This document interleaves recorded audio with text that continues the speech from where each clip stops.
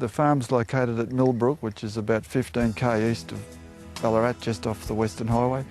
It's an old family farm that's been in my family for 3 generations. We've just converted a small part of it, 70 acres, to horse usage. We've been amateur horse trainers and breeders for 10 years, and we needed something better to make certain the horses didn't have accidents, and we're currently using this as an agistment property. Safety was the main issue. I wouldn't have been prepared to put a horse into the traditional cattle fences, barbed wire ring lock or barbed wire and plain, so we pulled everything out, re-fenced, and the paddocks were 20 acres at that stage. We fenced them into 5-acre paddocks. I'd seen this wire used by Andre Acthouse at his stable complex in Ballarat. I was impressed by it. To us, it provided great value for money and an economic viewpoint. It was easy to use. We're not professional fencers. It was quick and easy to put up. We've already demonstrated, as a matter of fact, yesterday how safe the fences are when we had a yearling foal that we bought at the weanling sales in winter. She hit the fence yesterday. It let go at the release points we've built into the system. The horse actually ended up in the laneway but didn't have a scratch on her, and I just wouldn't have believed it.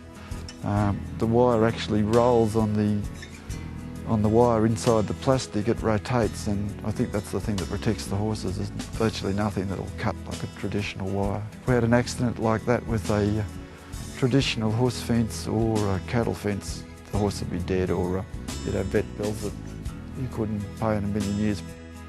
We've actually had the vets out doing insurance examinations on fences, and they were very impressed with it. We looked at several systems. There's obviously other systems that are miles more expensive, but I didn't think they, on large scale paddocks like this, with the 70 acres now fenced into this 5-acre system, the options were just something that you couldn't afford.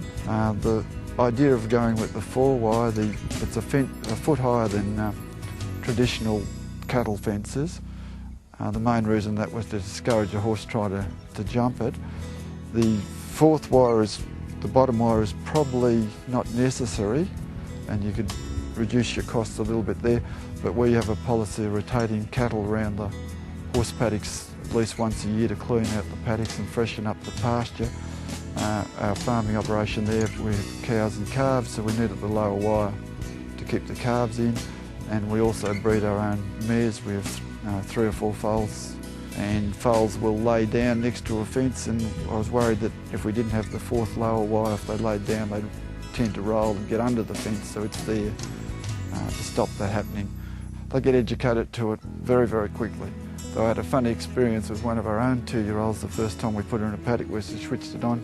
She come up and touched the top wire with her nose, jumped back about a foot, done a lap of the paddock, come back, touched it again, done another lap, and she touched it 4 times with her nose before she woke up what was happening, but every other horse that we've seen is they touch it once and they don't go near it. I have the remote in the ute. I've never had to use it because we've designed it with a switch in the corner of every paddock, so if I'm doing anything, I just switch it off wherever I'm working. When we were looking around with fences, I was on the internet a lot, doing a lot of research, and by sheer coincidence about the same time Dave Manning from Gallagher was at a property where we actually train our horses from, owned by a friend. He'd come out there one night with a colleague from Gallagher, and I'd said to him what we're looking at, and he gave me a lot of advice, gave me some right contacts. Manning actually come out 2 or 3 times during the project. The only thing probably, I wish I had had his advice and got him out here earlier on in the project, because he did give me a lot of hints when he turned up.